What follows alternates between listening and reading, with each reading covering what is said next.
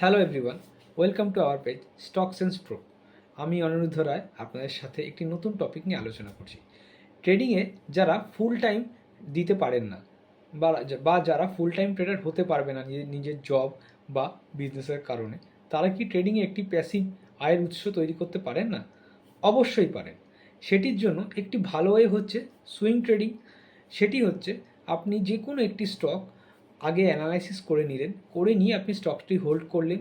স্টকটি ধীরে ধীরে যখন তার টার্গেটকে হিট করলো, আপনি তখন ছেড়ে বেরিয়ে গেলেন।